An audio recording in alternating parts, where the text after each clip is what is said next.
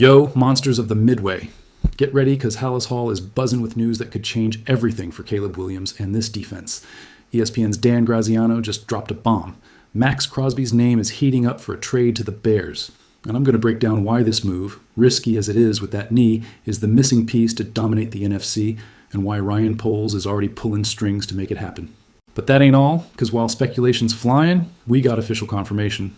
DILLON THIENEMAN, our first-round pick, just signed his deal and is ready to lock down our secondary.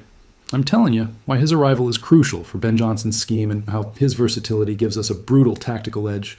And to cap it all off, we're going to dive into the hottest debate among fans. Which legendary number should be retired at Soldier Field?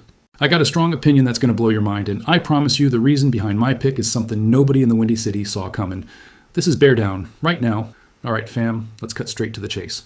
ESPN's Dan Graziano just dropped a bombshell that has the entire NFL world talking, and it directly involves our Chicago Bears. He's named MAXX CROSBY, the absolute monster of an edge rusher from the Las Vegas Raiders, as a prime candidate to be traded this season. And guess what?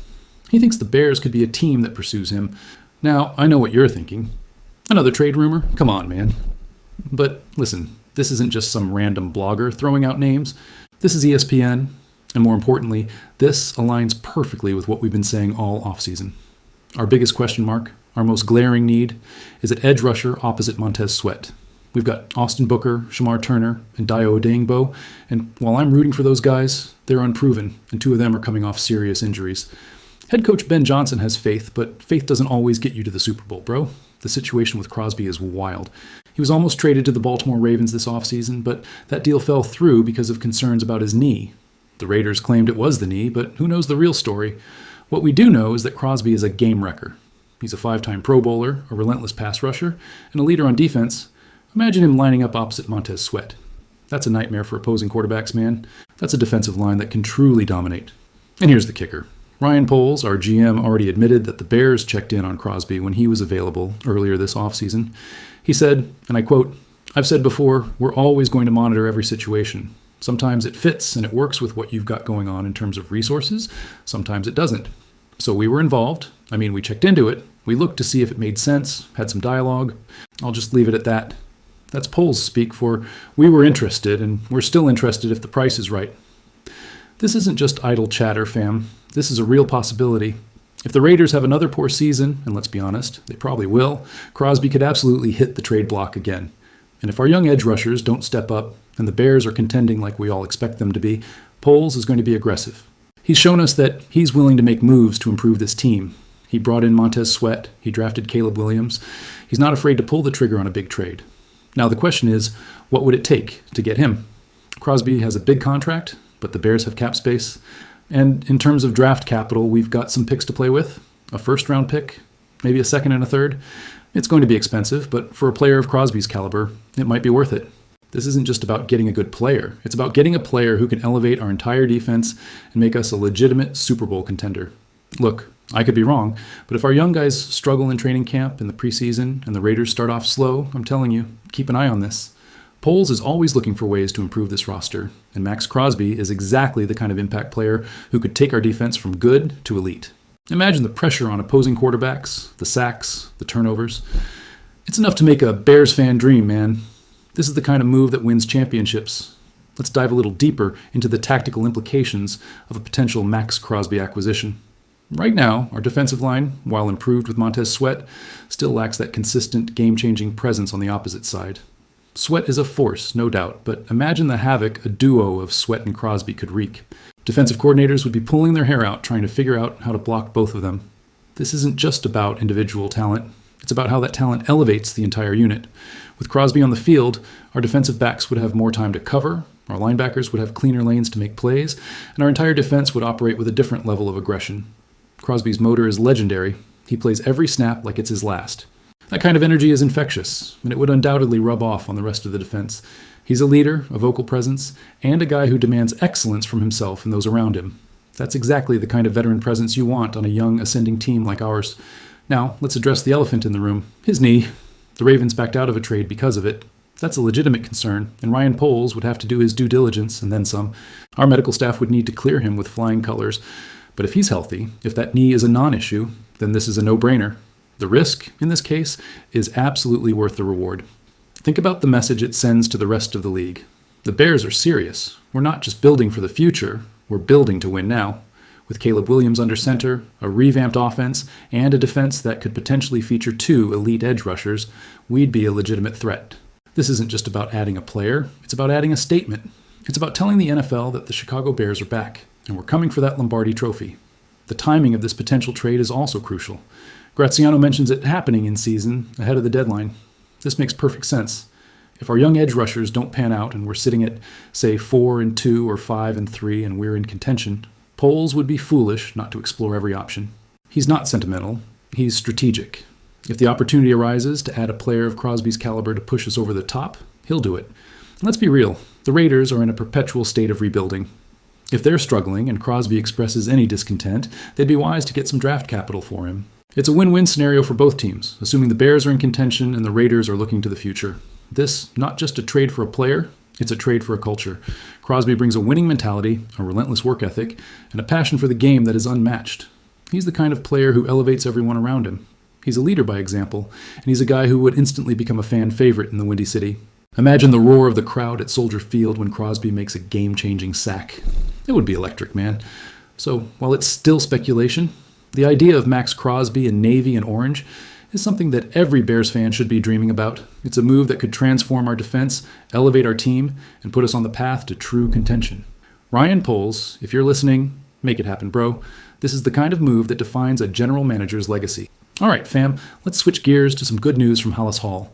Our first-round pick, the safety we all love, DILLON THIENEMAN, has officially signed his rookie contract. 4 years, $18.75 million with a 5th-year option. This is huge, man. This kid is a playmaker, and getting him locked up before minicamp is exactly what we want to see. Remember, we had some big question marks at safety after Kevin Byard III, Jaquan Brisker, and Jonathan Owens all left in free agency. That was a tough pill to swallow, but Poles went out and got us a beast in THIENEMAN. This kid was a first-team All-American at Oregon last season. 96 combined tackles, 2 interceptions. He helped them get to the college football playoff semifinal. This isn't just some guy. This is a legitimate talent who can step in and make an immediate impact. He's going to be playing opposite Kobe Bryant, and that's a duo that could be special. THIENEMAN is a ball hawk, a hard hitter, and he's got that swagger you love to see in a defensive back.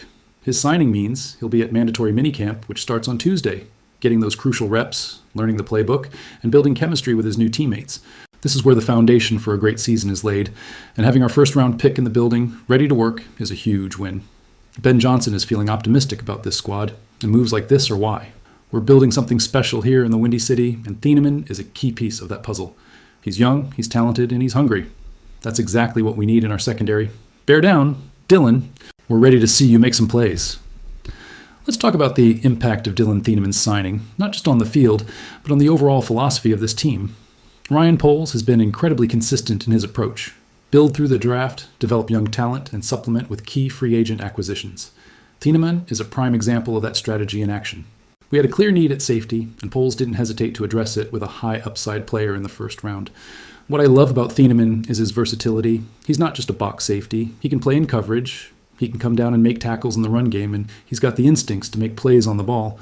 That kind of versatility is invaluable in today's NFL, where offenses are constantly trying to create mismatches. With THIENEMAN and Kobe Bryant, we'll have 2 safeties who can do a little bit of everything, which gives our defensive coordinator a lot of flexibility in how he deploys them. His collegiate production speaks for itself. 96 tackles and 2 interceptions in a single season at Oregon, helping them reach the college football playoff semifinal. That's not a fluke, fam. That's a player who consistently makes an impact. And the fact that he's already signed his rookie deal means he can focus entirely on football. No distractions, no holdouts, just pure focus on getting better and contributing to this team. The timing of this signing, right before mandatory minicamp, is also significant. It means THIENEMAN will be fully integrated into the team from day one. He'll be learning the playbook, building rapport with his teammates, and getting those crucial reps that are so important for rookies. This isn't just about getting him on the field, it's about getting him up to speed as quickly as possible so he can make an impact from the jump. And let's not forget about the other rookie who signed, Logan Jones, our second-round pick. Getting both of our top 2 picks signed before minicamp is a testament to Poles' efficiency and the organization's commitment to getting these guys ready. The only one left is Sam Roche, our 69th overall pick, and I'm sure that deal will get done soon. The future of our secondary looks bright with THIENEMAN leading the way. He's got the talent, the work ethic, and the mentality to be a star in this league. And with a strong defensive line, potentially even stronger with Crosby, just saying, our safeties will have even more opportunities to make plays. This is how you build a championship defense, fam. You get playmakers at every level, and THIENEMAN is definitely a playmaker. Bear down, DILLON. We're ready to see what you bring to the field. All right, fam, let's have some fun with this one. We're talking about retired numbers, and if the Bears were to retire one more, who should it be? Now, I know some people think we have too many retired numbers already, and I get it. We've got 14 numbers up there, from Bronco Nagurski to Mike Ditka. That's a lot of history, man. But if we're going to add one more, there's only one choice for me. Number 54, Brian Urlacher. Look, I'm not saying we should retire numbers left and right, but Urlacher is a Hall of Famer, a legend, and the face of our defense for over a decade. He was a captain, a leader, and the last time we made it to the Super Bowl, he was the heart and soul of that team. His jersey is still one of the most seen at every Bears game, and for good reason. He embodied what it means to be a Chicago Bear. He played with passion, with intensity, and he was a true game changer. When you think of modern Bears legends, Urlacher is right there at the top of the list with Walter Payton and Dick Butkus. He's in that elite company. I know some people might argue for other numbers like 23 or 50, but for me, 54 is the clear choice. Urlacher's impact on this franchise, on this city, is undeniable. He's a true icon, and his number deserves to be retired alongside the other greats. What do you guys think? Let me know in the comments. Let's be real, the Chicago Bears have a rich, storied history, and that's why we have so many retired numbers. It's a testament to the incredible players who have worn the navy and orange. But as Brian Orenchuk points out, maybe it's time to rethink how we honor our legends. I love the idea of a Ring of Excellence or some kind of illuminated number display at Soldier Field. That way, we can still celebrate our past without limiting the numbers available for future stars. However, if we're forced to pick just one more number to retire, and I mean forced, then it absolutely has to be 54. Brian Urlacher wasn't just a great player. He was a generational talent. He redefined the middle linebacker position in the modern NFL. His speed, his athleticism, his ability to cover tight ends and running backs, his knack for making game-changing plays, it was all unparalleled. He was the heart and soul of those Lovie Smith defenses that terrorized opposing offenses. He was the guy who set the tone, who made the big hit, who came up with the crucial interception. He was the embodiment of what it means to be a Bear. Tough, relentless, and always playing with an edge. Think about the impact he had on the game. He was a defensive player who transcended the position, becoming a household name across the league. Kids wanted to wear his jersey, not just in Chicago, but everywhere. That's the mark of a true legend. And let's not forget his leadership. He was a quiet leader, but his actions spoke volumes. He led by example, always giving 100%, always pushing his teammates to be better. He was the kind of player you wanted in the trenches with you, the guy who would never back down. So, while I agree with the sentiment that we might have too many retired numbers, if we're going to add one more, it has to be for a player who truly earned it, a player who represents the best of what the Chicago Bears stand for. And for me, that player is Brian Urlacher, and that number is 54. It's not just about statistics. It's about impact, legacy, and what that player meant to the franchise and the fans. Urlacher checks all those boxes, and then some. It's time to put 54 up there with the other greats, man. All right, fam, that's a wrap for today. We covered a lot of ground, from the wild possibility of MAXX Crosby joining our defense to the official signing of DILLON THIENEMAN, and even a fun debate about retired numbers. It's an exciting time to be a Bears fan, man. We've got a team that's building towards something special, and every day brings new reasons to be hyped. Don't forget to hit that like button, subscribe to the channel if you haven't already, and most importantly, let me know in the comments what you think about a potential MAXX Crosby trade. Would you want him on the Bears? And who do you think deserves to have their number retired next? I want to hear all your thoughts. Bear down, and I'll catch you in the next one.